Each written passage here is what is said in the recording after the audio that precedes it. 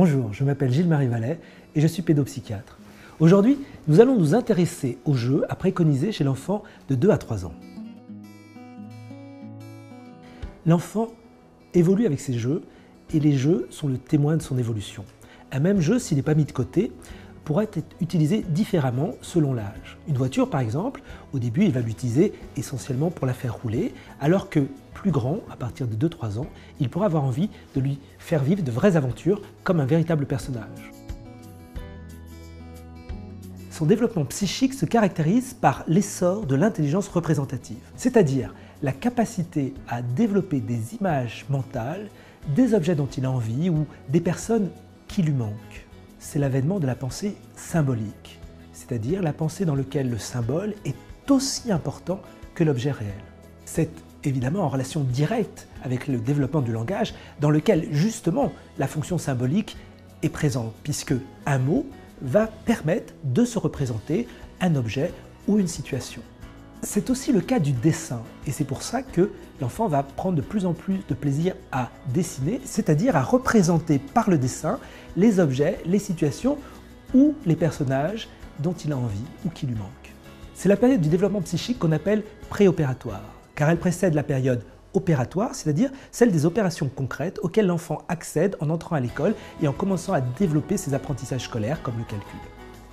Il tirera donc beaucoup de plaisir à tout ce qui comporte des images, les livres bien sûr, dont on pourra lui raconter les histoires en suivant les images ou les illustrations sur les pages, mais également les puzzles ou tous ces jeux où il est possible d'associer des images à d'autres images. C'est aussi la période propice aux jeux symboliques, aux jeux de faire semblant, dans lequel l'enfant va imaginer des histoires.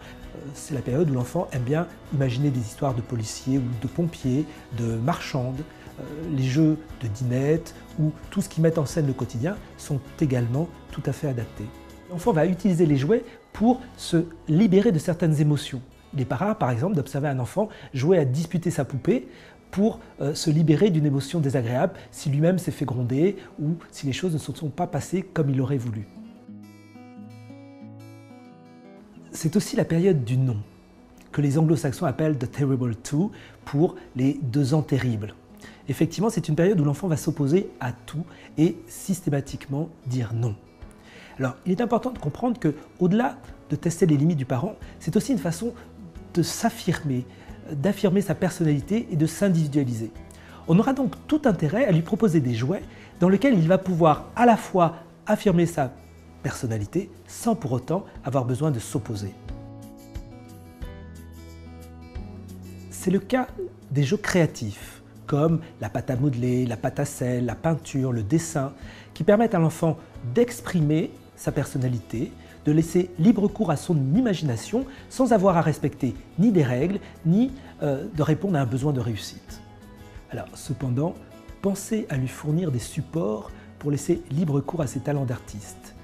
Ne lésinez pas sur les feuilles, qu'il en ait à portée de la main, et si vous ne voulez pas qu'il écrive sur les murs, ce qui risque quand même immanquablement d'arriver, proposez-lui des grandes feuilles que vous pourriez accrocher au mur ou même des tableaux sur lesquels il pourra dessiner. C'est aussi le cas des cabanes ou des tipis ou de toutes sortes de maisons en tissu par exemple, qui vont à la fois lui permettre de jouer des aventures, de s'y cacher pour nous faire des surprises, mais aussi de s'y réfugier pour bouder ou lorsqu'il n'est pas content. Une autre forme de jeu d'expression, ce sont les jeux musicaux. Vous pouvez bien sûr lui faire découvrir la musique, les rythmes, avec des jouets représentant des instruments de musique. Favorisez les jeux d'extérieur, lorsque c'est possible, ceux qui à la fois pourront stimuler sa motricité fine, comme les jeux de balles ou de ballon, et également ceux qui agiront sur sa motricité plus globale, course, escalade ou tricycle. À mesure de son développement, ces jeux accompagnent ses apprentissages. Ils deviennent de plus en plus élaborés et de plus en plus réglementés. Cependant, si quelque chose reste constant, c'est le plaisir de jouer. J'espère que ces conseils vous ont été utiles. À bientôt sur Doctissimo Maman.